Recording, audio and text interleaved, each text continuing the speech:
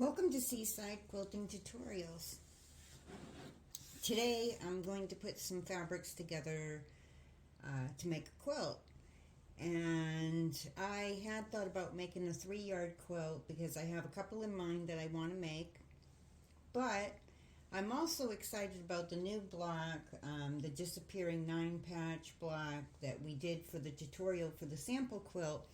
And since we had a couple of arrangements that we could put that block in, I decided that I had these fabrics sitting over there and they were kind of speaking to me this morning. So I'm going to blend a third fabric in to go with it, and then I'm thinking I'm going to make each one of the disappearing 9-patch blocks in the 2 different arrangements and mix them up in a 12-block quilt. So there'll be 3 blocks on the top and 4 blocks going down, and then I'll do some borders. Typically in a 3-yard quilt, you only need 3 yards, 1 yard of each, unless you're doing a twin, and then with a twin you need 2 yards of each color, and I think a full is 3 yards of each color, and so forth and so on, moving up the line. And you could always condense things too. You could, I think it's a 6 12-inch block that would make a crib size quilt. But this really isn't baby type fabric, even though I do have, my niece just had a little boy and I'm going to be making her a quilt. But these have caught my eye today, and this is what I'm going to be matching up. So I took my colors, and this one has a lot of colors, and actually I ended up with this piece totally by mistake, because when I saw it online, I tend to not be one that likes these kind of prints. I don't always attract to them. And maybe that's a shame on my part, because the fact that I got this by accident, and don't tell Barb because I never told her that this was an accident. I was supposed to get an entirely different fabric. But when I got it in, I had ordered this other, these are both Jason Yenter, by the way. And when I got this other piece in, which I did order this one, and they were sitting next to each other, I went, oh, those really go well together. But now, because I hadn't had an intention for this one, I need to match something up to it. And so that's what I'm doing right now. So I went over to my shelf. I had some thoughts in the back of my mind. There's a lot of colors that I can match in here. I took a look at this piece to see what colors from here are playing over in this one. And I can see that we have a little bit of the yellow in here. We definitely have a darker sagey green in here, a lighter, almost a lighter like spring type of a green. We have a little tiny bit of purplish that you could take the purple from over here. There's a little bit of it over here. Maybe even a little bit of a taupey color up in here. But I wasn't feeling taupey today. I really wasn't feeling that the purple going with this. I brought over a few pieces of purples. They just weren't speaking to me. So typically what I do is I go to my shelf and I'm really feeling green. It's spring. I'm seeing the green grass and the green plants coming up, and I've got that green feeling. So I went over to my shelf and I grabbed off my shelf some greens that I felt would mesh well. So we're going to take those and we're going to take a look at them and decide on a fabric to go with it. So one of my first choices that I brought over, and I like to lay my pieces together so that I can see them all together. I laid this one out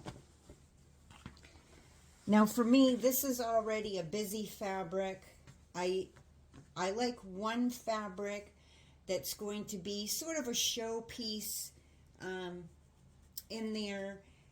And I try to be careful because with something that has, this isn't a large print, but it's a print that overtakes the whole fabric. And this one's a gentle print, but I've already got two prints that I'm working with. So when I set this in between, granted the colors flow well with this one, and the coloring would go well with this one. But I just feel like the pattern in this one is going to be competing with this piece and isn't going to work for me today. So I decided, no, I'm not going to take that one. So we're going to set that one aside. I do love the Fusions fabric. Quite often I use them in quilts, but that won't be going in this one today. So then I saw this other one laying on my shelf. This is a batik, and I have no problems with putting batiks with my cottons. It's a cotton. It has a different texture feel to it. These are more soft and silky feeling. This is a little stiffer feeling. It would still play well with the fabrics. I would just best press both of these, stiffen them up just a little bit, and I would press this, and they would perfectly go well together, especially once they're all quilted up. And I don't mind this one. I do like the coloring together, but I'm still thinking 3 prints is probably a no. If I was just going that way, I think they would be absolutely lovely together. And then I might even bring in that, well, no, that wouldn't do it for me still. So I'm just like, well, it kind of goes, but it's not speaking to me. It's not what I'm looking for. And I really don't want to have anything competing with anything else. So I'm going to set that one aside. And this is just how I kind of play things out. Now, I really love this green. I'm seeing this green in here. I'm seeing this green over in here. And I really think that would play quite well. So this was one of my choices that I liked. I think that it would work well in a quilt. But then I happened to see this piece, and I'm still kind of tempted with that one. But then I saw this piece laying over there, and where it's a blender, and I've already got 2 prints going, this one really spoke to me. It's not going to compete with either of the fabrics. It has that a green that goes with the greens in here. It has a green that goes with some of the greens in here. And I really feel that these 3 will go well together. Though I think, honestly, if I was in a darker mood, if I was wanting something a little darker, that this one plays really well as well. Especially where you have like the darker greens up in here and you have the darker greens in the dots. But there's still almost a print in here, and it's just not what I'm feeling today, though I feel like this piece would match up pretty darn well. I'm kind of wanting something that will blend in and not take away from either of the prints, because they're both really beautiful prints. I'm going to take a look at a couple of other pieces because there are some other colorings in here, but I think this may be the one that I end up going with today for my piece. And I'm feeling like that's going to match up pretty well. And I keep looking over there because I keep seeing this one, because I really do like the colorings in this. And if I have some of this left, I may put those together for something, and maybe even those 3 pieces together for a quilt would be pretty nice. Or I might even do something with these 3 together in a quilt if I have enough left over. I think there's 2 yards of this and 2 yards of each of those. So after I've used this other Jason Yenter in a quilt, I can see that I might even do a second quilt out of one of my 3-yard quilt books with these 3, or with these 3, or I might even put the 4 of them together, because the 4 of them together would go really well in a quilt as well. All right, so that's what I'm looking at for now. I'm going to come back after I've made up my blocks so I can show you how they all went together, and we'll take a look at it. So I sat down and I made a plan for the disappearing 9 patch from the tutorial that I showed you, which you can find that tutorial under the playlist for the sampler quilt. It's block 9, disappearing 9 patch. The 9 patch takes 9 5-inch squares to make a block. So in our PDF, which I'll show you when I'm sewing the blocks together, what the difference is between the secondary option of lining up your blocks. So basically the disappearing 9 patch, we sew 9 blocks together. Then we cut the block in half one way and in half the other way. And then we realign the 4 subcut squares and then sew them together. And I showed you in the tutorial how to do one option where in the center you have like a spinny, almost like a windmill.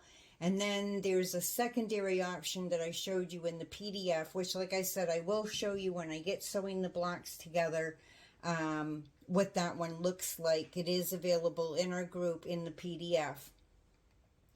So my intention with doing this with the 3 colors that I showed you, and I'll probably use that darker green batik in part of the border going around after I've put my 12 blocks together. So what I did was nothing fancy. I just took a piece of paper. I drew 12 blocks.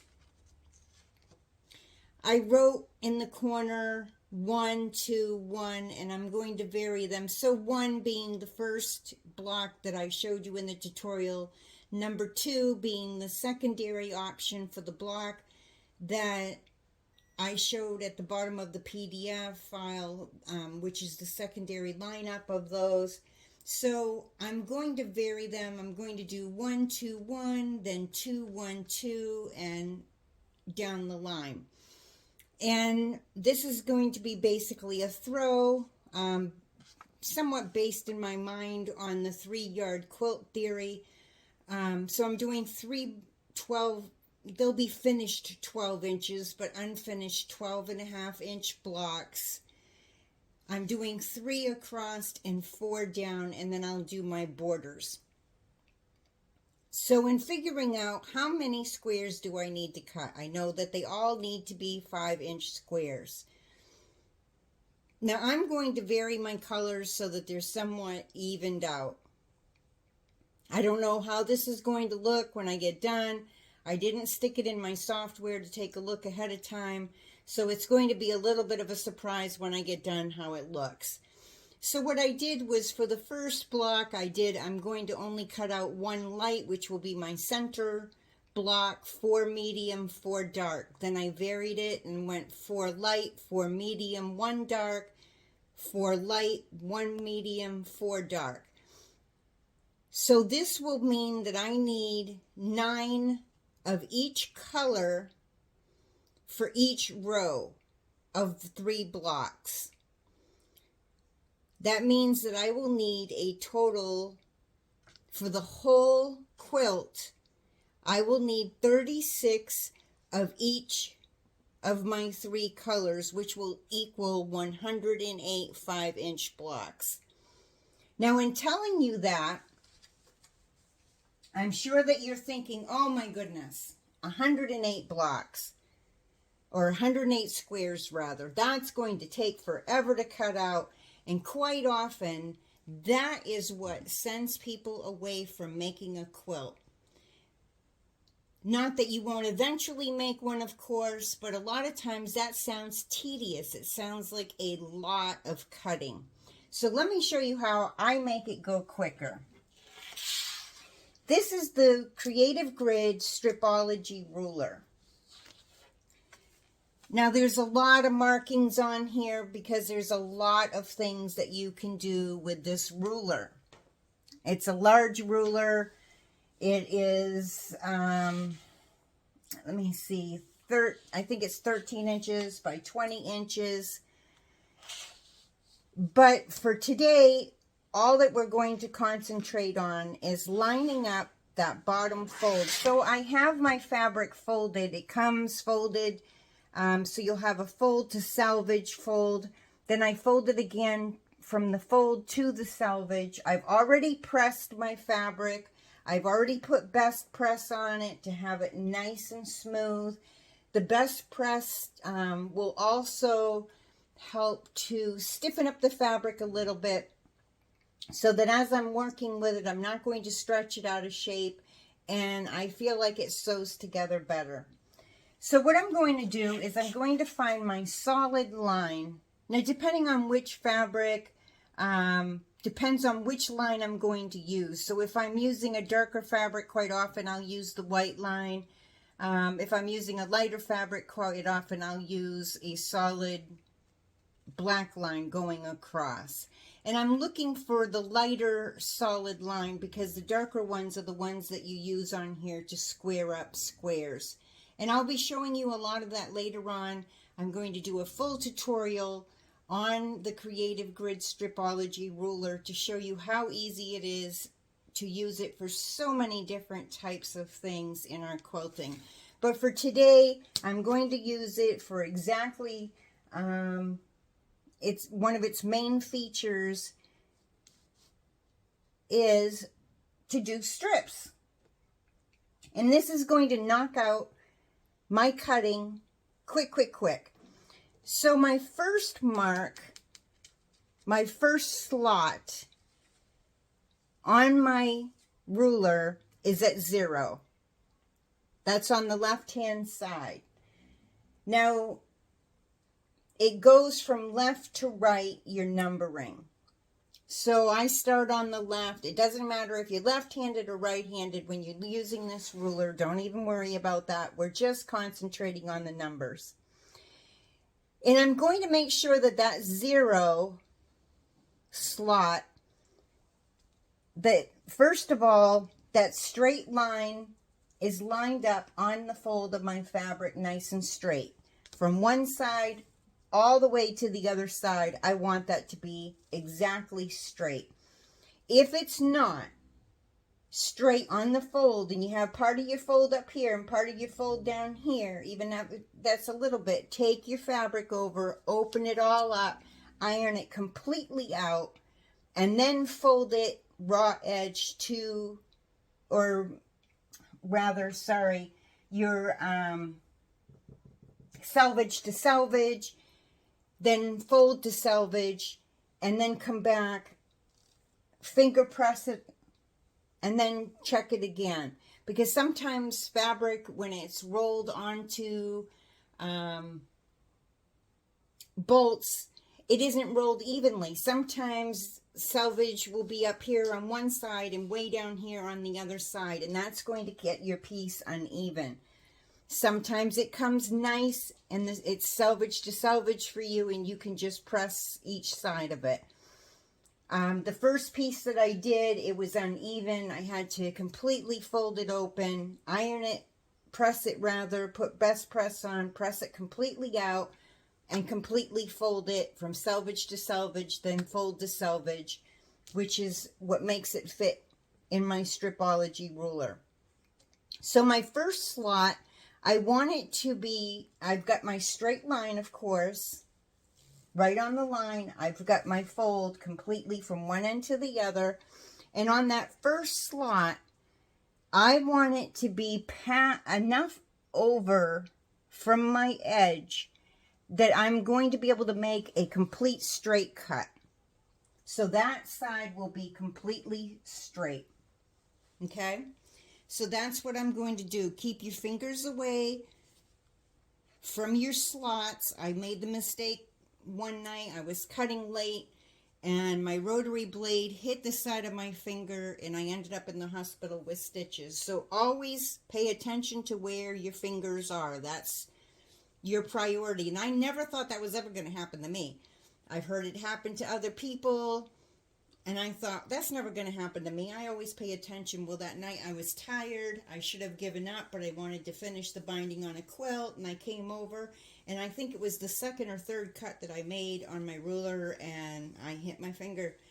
And I ended up with 3 stitches in my finger because it was too deep. So always pay attention to where your fingers are.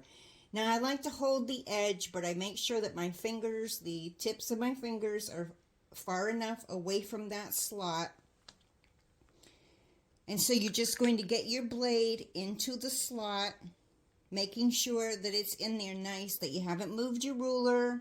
You don't want to move your ruler. That's part of why you're holding it down. There's grippies on here on the Creative Grid ruler that make it hold down really nice.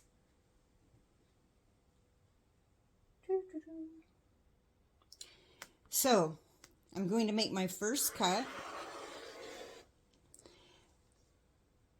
Ease my ruler, my blade out. And these, why I really like the Creative Grid stripology ruler, also comparative to many of your other strip type cutting rulers.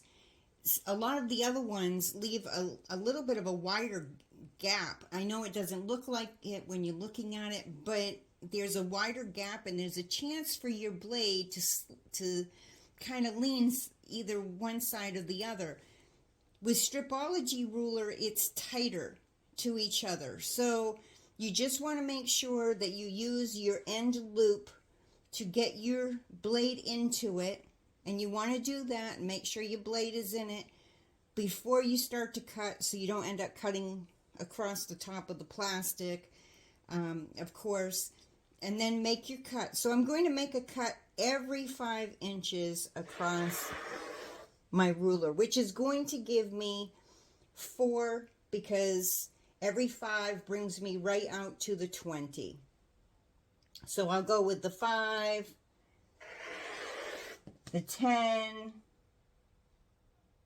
and you don't have to put a lot of pressure on your ruler. It holds down nicely. The 15 and the 20.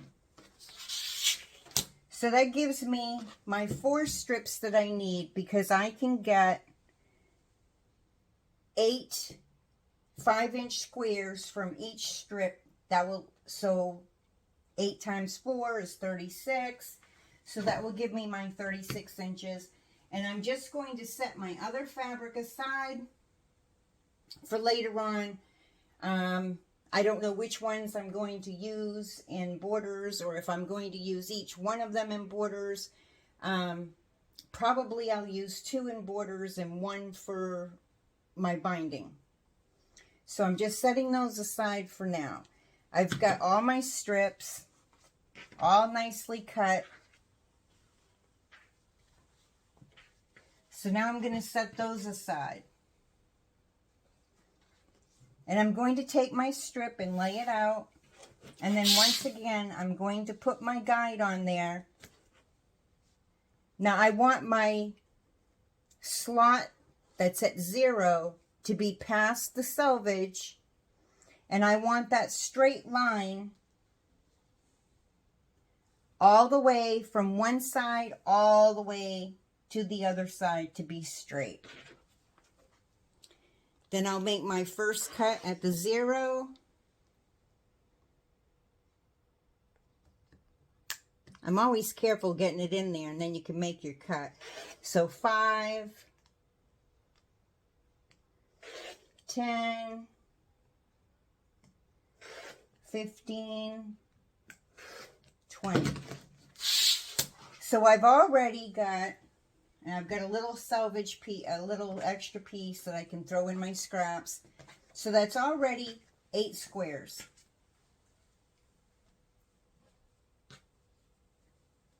And you're going to go through each one of your strips. So I cut my strips, of course, the width of the fabric. And I'm just going to use my stripology ruler. Once again, I want the 0 to be past the selvage. So I'm cutting off my selvage. I'm going to line up that bottom line. If it's not lining up, I'm just going to adjust my fabric and then bring my ruler back onto it and just check my line all the way across the bottom of that fabric and make sure that it lines up.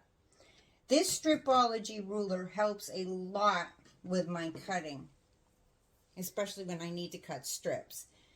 And you know, there are various times when you may need 2 1/4 or you know, something 7/8 or 5/8 or whatever. We'll take a look at all that at another time.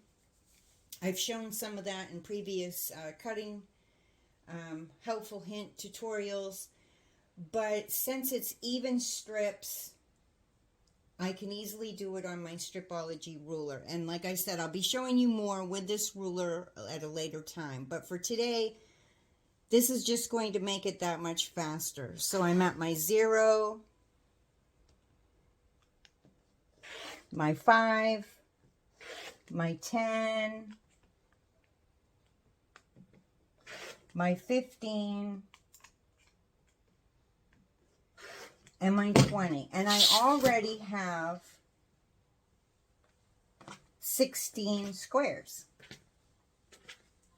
And that's how quickly I came out with 16 squares. Now I'm going to go ahead and I'm going to do the last 2 strips of this. And then I'm going to cut my strips of the Rain Jason Yenter fabric, the green Rain. And once I cut that into my strips, I'll be all ready to go over to my sewing machine and start putting my 9 patch blocks together. Once I have all my 9 patches set up, then I'll cut each one of them in half and in half, and then I'll put them all together. And I kind of do everything in a sequence to make it go a little bit faster. I should be able to easily make this throw-sized quilt in one day. Now, if you have a busier schedule and you don't have a full day that you can sit and sew, that doesn't matter. You could do one part at a time. You could easily do your cutting one day, go back another day, and sew your 9 patches together, go back another day, do your, cut those into your subcuts, and then another day do your sewing. However it works best for you to be able to make your quilt. I know that we all have different schedules. I don't work outside of the home. I do a lot of work in the home. So it just depends on your schedule, how much time that you have. I don't always have an entire day to sit and sew. It depends on what day it is and how much I have to do. But anyways, this is how I'm getting my strips cut up into my 5-inch blocks. I wanted to show that to you, how quick it can be with the Stripology Creative Grids ruler. And we'll come back in a few minutes when we get to sewing them together. So just a quick correction on the amount of strips. You actually need to cut 5 strips that are 5 inches wide. And then your last 2, you'll cut 36 total from each color that are 5-inch squares. So you'll cut your strips with the fabric 5 inches wide, and then your first 4 strips you'll be able to get 8 from each strip of 5-inch squares, and then from your last one you'll just cut 4 5-inch squares. So each color we'll have 36 squares total. My math was a little bit off, or my thinking anyways was a little off. So I've gotten some of them put together, and I'm switching them up. So for this one, I have the Jason Yenter rain in the center, the chrysanthemums, my dark, and going around this way, and then the green going this way. For the next one, and this is just our 9 patches before we cut our blocks in halves so that we can turn them for the disappearing 9 patch. So for my next one, because I wanted to switch these up, and I'm going to do, like I said, I'm going to do one block of one arrangement, which I'll show you in a few minutes, and then another block in the next arrangement. But I was also switching up how my color patterns were going to go together. So for this one, I have my dark in the center, my mediums here, and I'm considering the rain to be my light since it has lighter colors in it. So those are 2 of my arrangements. For my last arrangement,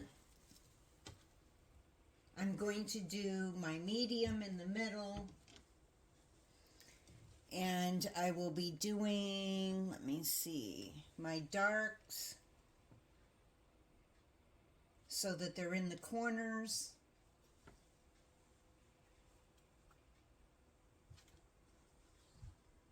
Like so.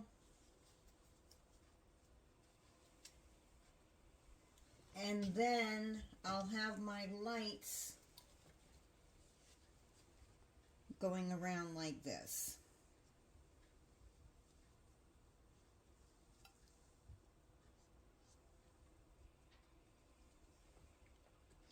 So now I have 4 blocks that I'm going to do this way. So I did 4 blocks the first way, 4 blocks the next color arrangement, and then I'm going to do 4 blocks with this color arrangement. So in order to do this, all I did was I sewed these 3 pieces together, these 3 pieces together, and these 3 pieces together with a 1/4 of an inch, of course, seam. Now I did do a scant 1/4 of an inch, and that's just where you move your needle over twice. So it starts out where your needle is in 2.3 position, and I just move my needle so that my needle moves over to the right. Whoops, hit the wrong button. So it moves over twice. And so now it's on 2.8 instead of 2.3. And that gives me a scant 1/4 of an inch. And the reason why I'm using the scant 1/4 of an inch is because your thread sewing your 1/4 of an inch takes up a thread space, and then when you fold your fabric and press it open, that fold takes up sort of another thread space. And I want to make sure that each of my squares are going to end up being 4.5 inches finished, and right now they're 5 inches. So you lose a 1/4 of an inch on each side of your squares when you sew them together. And I want to make sure that they're going to measure properly. If I was to do it with a 1/4 of an inch, they're going to be off a little bit. And so my unfinished block would end up being 12.25 inches instead of 12.5 inches. And I need them to be 12.5 inches so that once I sew them all together, the finished size of my squares is going to be 12 inches. And to test whether or not you need to go to the scant 1/4 of an inch, you can sew 3 pieces together and then measure your centerpiece to see what it's measuring. You may not need to go to a scant quarter of an inch. It just depends on your machine, how you're sewing your pieces together and whatnot. And I'm finding that that's working well. Now, if you start to sew in a scant quarter of an inch, you need to sew all of the quilt in a scant quarter of an inch. If you say do a few blocks and then you come back the next day and you do a few more, and you started out in a scant quarter of an inch and then you go to a quarter of an inch, all of your blocks are not going to match up. So if you start in a scant quarter of an inch, you need to continue in that, even with your borders. And it makes everything come out equalized. Same with a quarter of an inch. If you start in that, you need to continue in that. And now, it's really up to you which way you want to do it. If you want to sew every one of them in a quarter of an inch, that's fine. It's just that your finished blocks will be, let me see, instead of 12 inches, they will probably be around 11 3/4 inches in the end, or maybe just a little more. And if you're putting a quilt together, it's your quilt, you're not really following a pattern, so to speak, you can do whatever you want. It will change up the size in the end all a little bit. Now, if you're specifically trying to get, say, a quilt that is, say, 57 inches by 72 inches, if your measurements are not coming out properly as you go, your blocks, rather, the end sizes of them, once you sew them together, your measurements are going to be off a little bit. It's not going to come out, say, to that 57 by 72. It's going to be a little bit smaller. And in general, when we're putting together something like this, that doesn't matter totally overall. When you start doing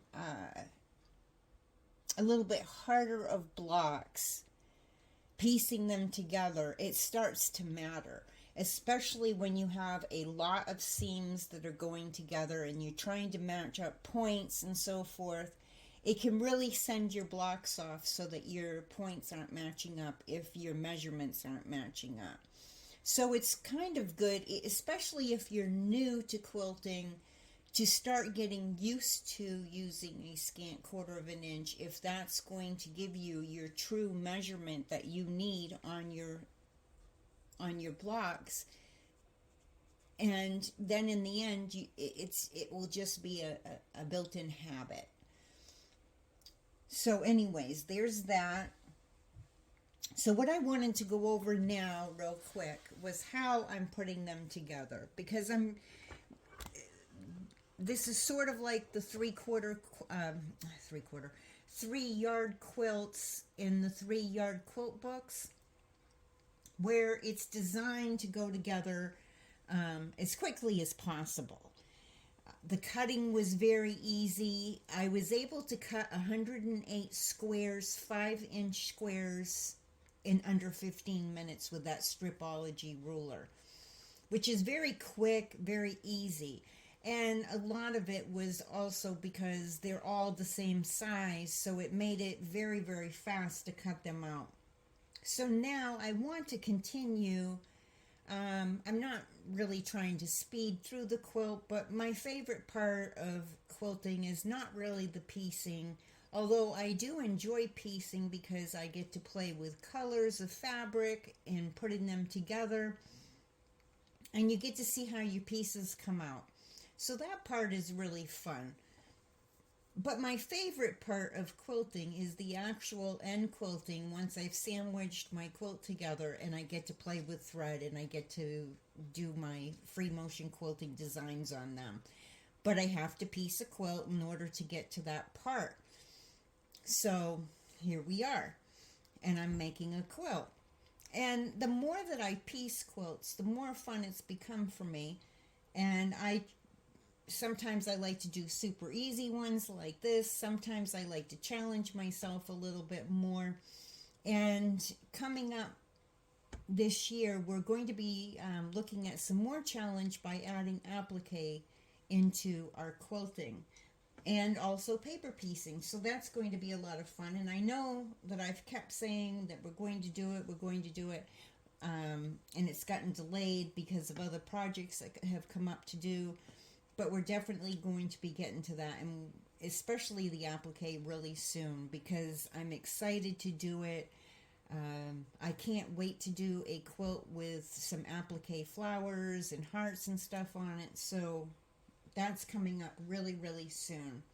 So how I've been doing this, just so that I can quickly show you how I've been putting it together. So take the first row is a dark, a light, and a dark. So what I'm going to do is I'm going to chain piece these. So I'm just going to take a light and a dark, and I'm going to put them next to each other, and I'm going to sew these two together using my scant 1/4 of an inch. I'm using Aurifil 50 weight thread in my piecing. I really love Aurifil. There's very little lint that comes from it, which means I don't have to clean my bobbin area and whatnot as often as if I was using a cheaper, lintier thread that I'm constantly cleaning. And anything that keeps me to be able to piece and not be down here cleaning, I really love. And since I'm using a quality fabric, I want to use a quality thread and a quality batting when I'm putting them together, because it doesn't make much sense to me to use a quality fabric and then use cheap thread and cheap batting. That's just how I am. Okay, so what I'm going to do is I'm going to chain piece these so that I can get them together more quickly. And what I mean by that is, okay, I'm going to sew these two pieces together.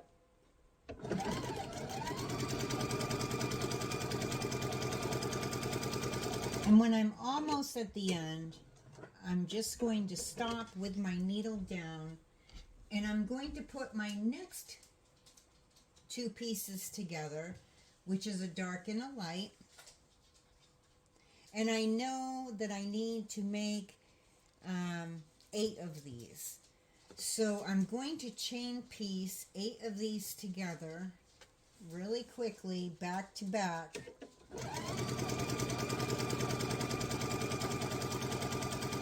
And this just makes it so I don't have to stop and start, stop and start, stop and start, so to speak, like cut my thread, take it out, trim my threads, and so forth.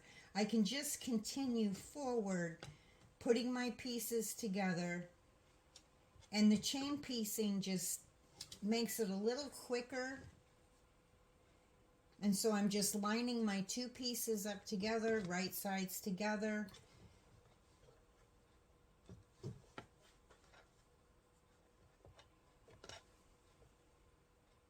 That one got cut just a little bit off, but I'll make it work.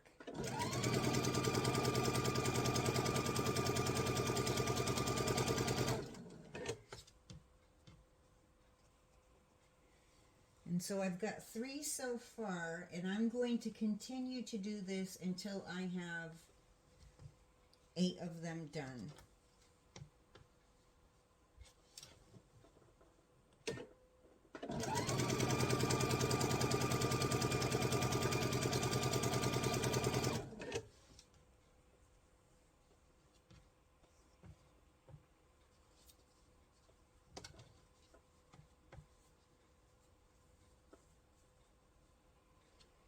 And I keep losing count at the moment because I'm filming. That's the fun part of filming what you're doing.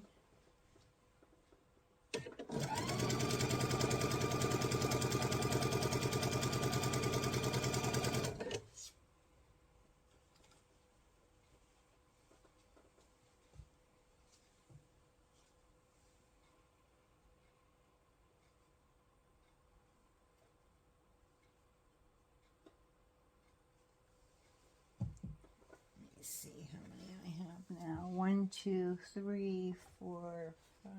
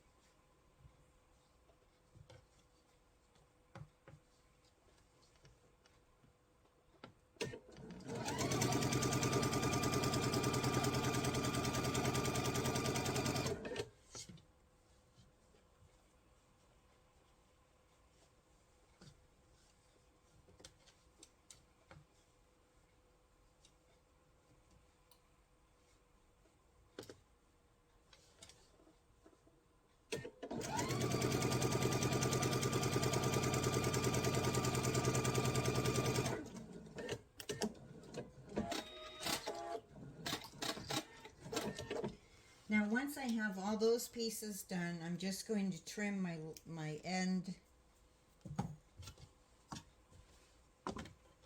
threads, and then I'm using my thread, my blade saver, and I can just trim these apart really fast.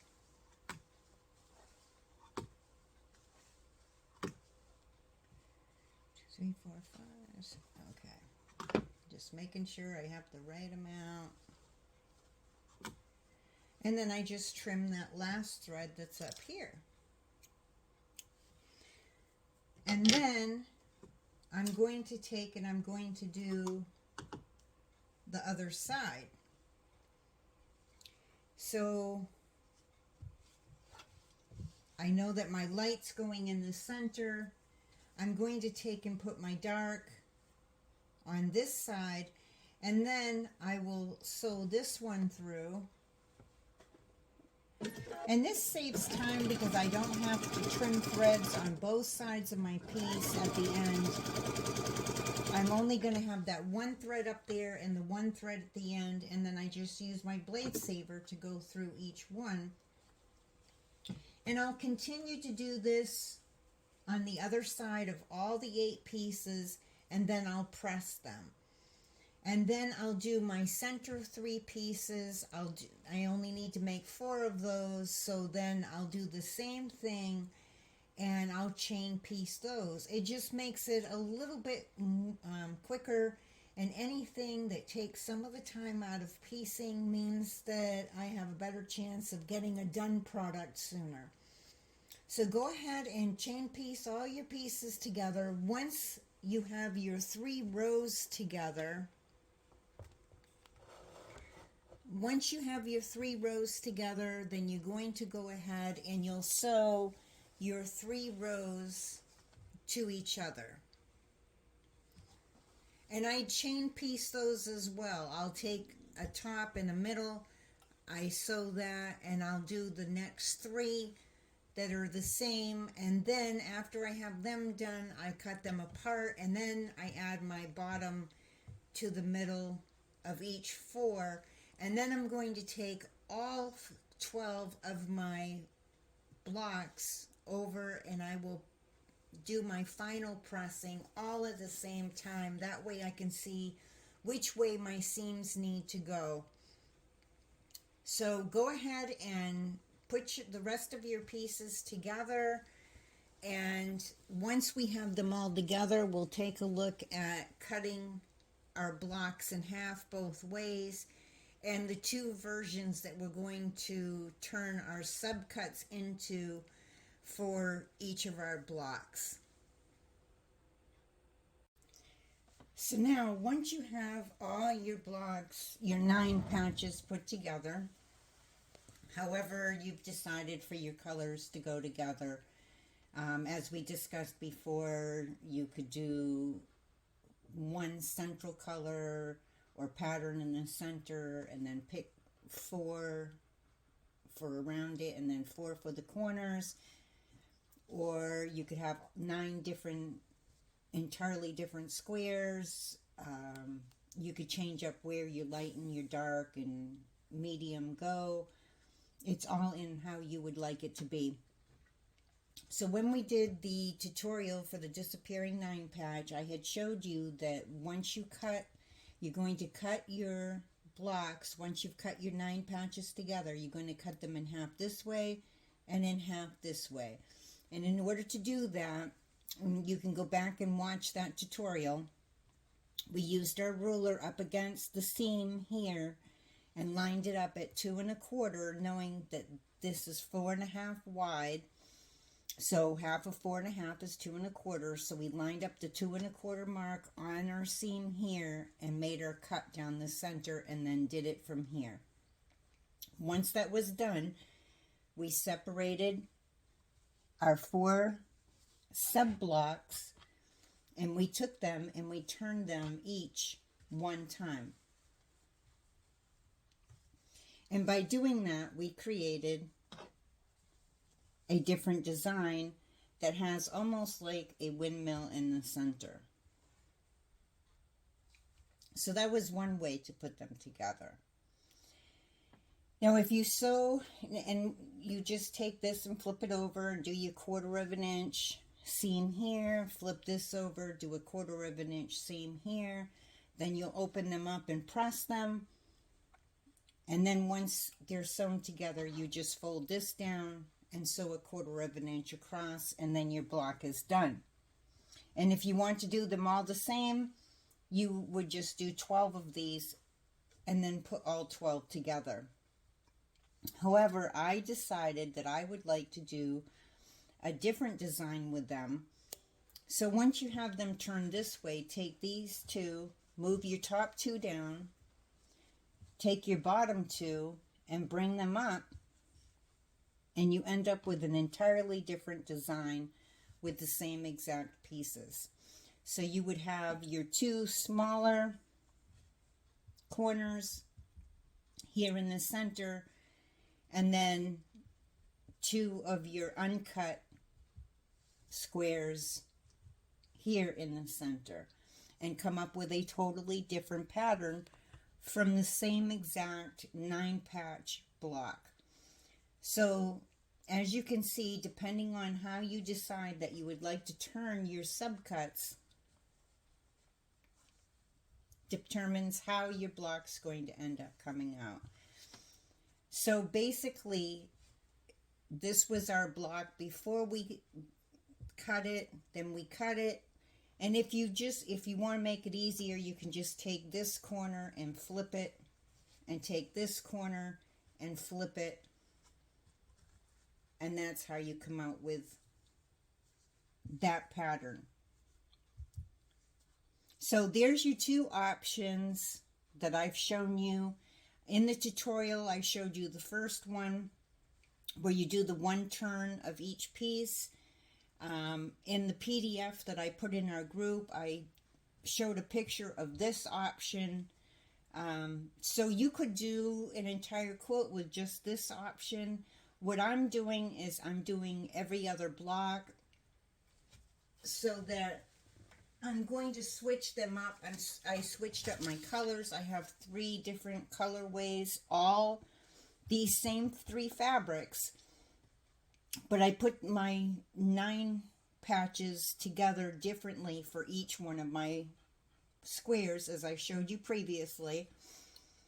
And then I'm going to every other one. So on my first row, and I just kind of drew up a little thing for myself. For my first row, I'm going to do one of the first way that I turned it, then one of these, then one of the first way that I turned it, and then I'm going to switch it in the next row. I'll do one of these on both sides, and in the center will be the other way, and I'm just switching it up. Now, you can do them however you want, and every way that you change it, how you do your 9 patch colors, if you do this pattern from your subcut, or you do the first one from your subcut and put them all together or mix them up, will change. And you could use the same exact 3 fabrics, and you could end up with several different varieties of how your quilt looks from the same exact 3 fabrics chosen. So I'm going to go ahead. I've sewed some of my blocks ahead of time. I have 2 more that I need to sew together. And then I'm going to arrange them on my table, and I'll give you a look at how it looks. So now I had all of my blocks put together. As I had mentioned before, I was going to do some of them where I combined the subcuts so it had like sort of like the windmill positioning, and then I did the other ones so that it almost has like diamonds, it looks like, in the center instead. And I varied those as I went across, as well as varying the different color combinations that I had used, because I had used 3 different ways that I was combining the same 3 fabrics. And so I switched them. I did, one with the spinny, one with the diamonds, and then one with the spinnies. And then the next row, I varied them and did them the opposite way. And I had planned to continue that as I went down through the quilt. And typically what I do when I'm putting 12 blocks together is I'll put together each row of 3, lay them out. Then I'll put 2 of the rows together, and then I'll put 2 of the rows together, and then I combine them in the middle. And it just makes it a little easier to handle at the sewing machine. But when I came back with my second set of 2 rows and I went to put them up to here, I decided that I would reverse how I had planned on doing it. So instead of continuing the pattern, I actually reversed it so that the same pattern is on both of the center 2 rows, and then on the end rows it has the same design or switch up of blocks. And that's just something that sometimes happens with me when I have not really a planned quilt, semi-planned, but I kind of like how it flows, and I like the fact that I changed up a couple of different things instead of having it all a consistent, exact format. Sometimes I like to do that. Sometimes I like to have a completely planned quilt. It just depends on what mood that I'm in and what fabrics I'm playing with. I like how the 3 fabrics have flown together. I really am enjoying this quilt. I'm getting excited because I'm almost at the end part where I get to do the quilting. I love to free motion quilt, but you got to make the quilts in order to do the free motion quilting. So here I am. I'm at this point. I'm not sure what size we're at yet. Let's take a look at that. So we are at, let me see, around 53 inches by, let me see,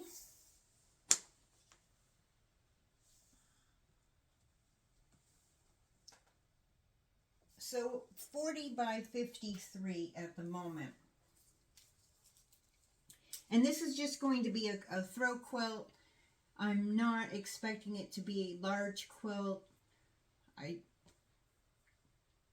like throw quilts. Sometimes I'd like to do larger ones.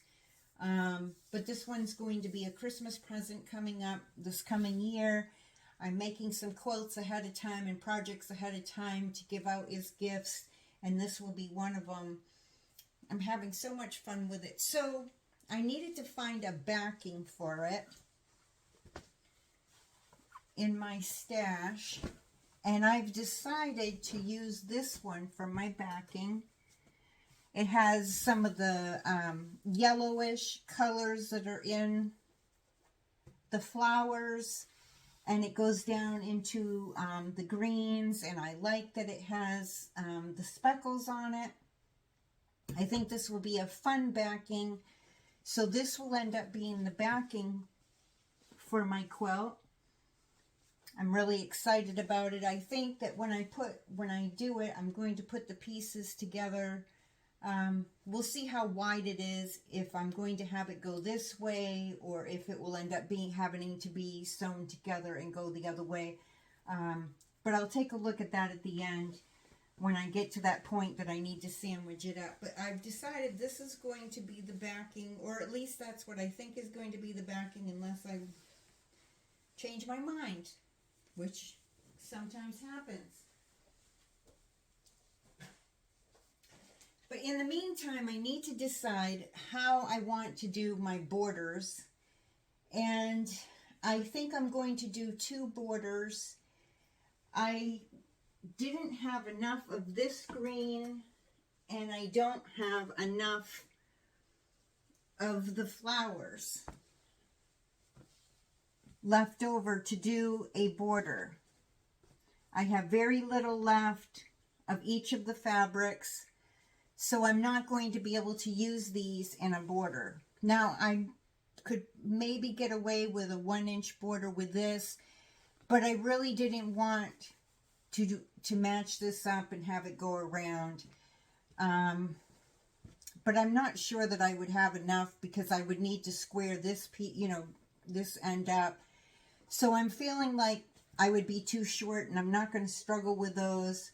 I'm going to save those aside, and they'll go into my fat quarter pile, and they'll be used another time. However, I do have plenty of the green rain. I'm not sure, I can't remember what this is exactly called. I know it comes from Jason Yenter in the beginnings. Oh, Garden of Dreams. I tend to call it green rain because it looks sort of like rain coming down. But it's the Garden of Dreams, Jason Yenter in the beginnings fabric.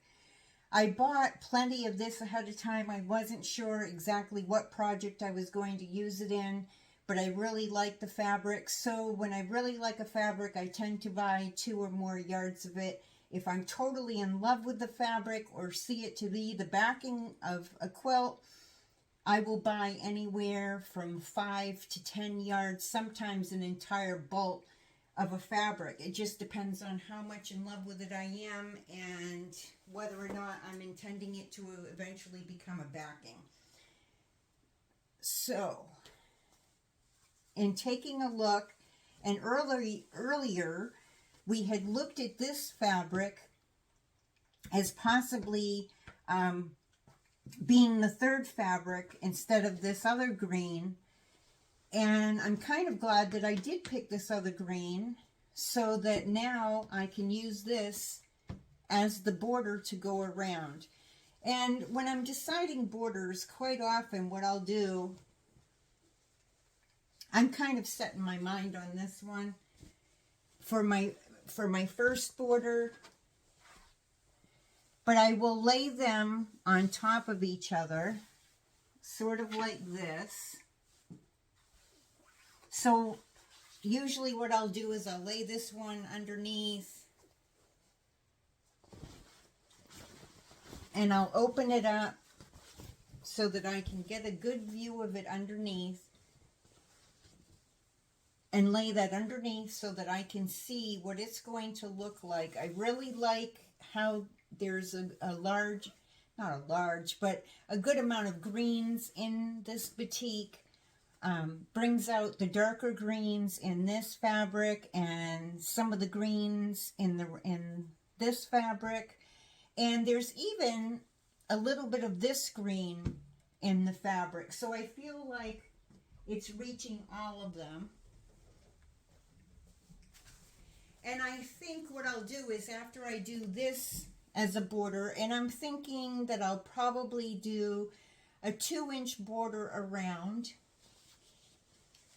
of the darker green. Sometimes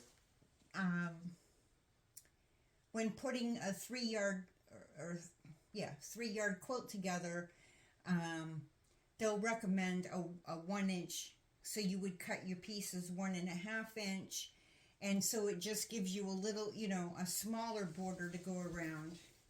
I'm thinking I'm going to do 2 inches though, which will increase the size of the quilt a little bit. I'm going to sit down and do some figuring with measurements and decide finally afterward. But then what I do is I take my fabric that's going to be my next border. Let me shuffle these down a little bit so that they're a little better viewable in the camera. So if I do a 2-inch border, it'll be about like this. Now I can also pull this down so I can see it as a 1 inch, and I just feel like there won't be enough of the dark green going around, and I'd like a little more of the dark green to set off the colors and make things pop a little more. So I'm going to move this down to the 2-inch so that I can see what it looks like. And quite often I'll take my camera and I'll take pictures of my different choices. So if I had some other choices that I was thinking about for borders, I would take a few pictures. Sometimes I'll take a picture so that I can see it at 1 inch and I can see it at 2 inch and so forth, so I can see what my borders are going to end up looking like with my quilt. Sometimes standing in front of your quilt, you don't see what you would see in a picture. And if I'm totally unsure, I'll take a few pictures and then I'll come back the next day and I'll take a look at those pictures fresh, where I've been away from my quilt for a little while, and I'll look at those pictures fresh, and sometimes I see something a little differently. So this is just a little bit about how I play when I don't have an exact pattern to go by, and I have fabrics that I want to use in a quilt. I was really having a lot of fun with the Disappearing 9 patch. I really like the idea that you could have it, depending on how you moved your subcuts, you could get a couple different ways for the blocks to look like. And it really was a lot of fun. I had a lot of fun putting them together. They went together very quickly. Very little time putting them together. Very little time cutting them with the stripology ruler. So now I'm going to cut out my borders and attach those. Now when I go to measure for my borders, I will take 3 measurements. I will measure each of the ends and I will measure the middle, because I'm trying to make sure that I end up with a square or squared off quilt. Now it might be a rectangular shape, from, side to side, bottom to bottom.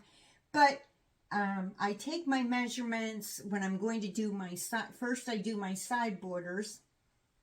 And I'll take my measurements, like I said, in the center and on each side. And then if both sides measure exactly the same as, or pretty close to the middle, in order to square up my quilt, I'm probably going to use that middle measurement, as long as it's not off too much. If it's off too much, I'm going to take some time to square up my quilt a little bit ahead of time and then do my borders. So I put my side borders on first, and then I do my top and my bottom border afterward, unless I'm doing mitered corner. Well, even if I'm doing mitered corners, I do it that way. I'm not going to do a mitered corner on this particular quilt, but I will show later on in one of the tutorials how to do mitered corners, especially sometimes on panel quilts, because it gives it that effect of being in a picture frame. So I will show that tutorial coming up. I don't know if it will be this month or not. I have quite a bit scheduled ahead that I want to do, applique, paper piecing, several projects this month. to do. So if not this month, I might be able to get to it next month. And I even have some the flange binding and some other bindings to show as well coming up. So this is my process in thinking through my borders and how I lay them out. And sometimes if this piece will fit on top of, you know, say my first border, sometimes I'll open that whole piece up so I can kind of see both sides, what it's going to look like. And fortunately, I have a large enough table. This is about a 72-inch fold-out table. I have it set on two TV stands that I found at Goodwill, painted them white. And I ordered this fold-out table, which is actually a wooden top one instead of a plastic one because it's a little bit sturdier. And it's I can't remember. I think it's around 36 inches wide or so. And it gives me enough room to play with my quilts. So anyway, so there's that process. I'll come back and I'll show you after I've put the borders on how it came out so that you can see the final quilt top. Okay, we'll see you in a little bit. So this is the final quilt. And I use actually party light hangers to hang my quilts up along the center of my sewing room. Since I have, I don't know what you would call it. It's sort of like the border around an air duct system. And so I was able to hang up a series of these party light hangers, which work perfect for holding up my quilts until I get ready to quilt them and until I decide exactly what it is that I would like to quilt on them. So it gives me a way to hang them up so they're not getting wrinkled while I'm in the process of getting ready to do the quilting part. I hope that you have found some of the tutorial a little bit helpful. It wasn't exactly a tutorial as much as it was just showing you kind of the process that I go about as I'm putting together random quilts and picking out the fabrics and deciding on how I'm going to put together the design. So I hope in some way that this has been helpful for you. And I'm wishing you happy sewing. See you soon.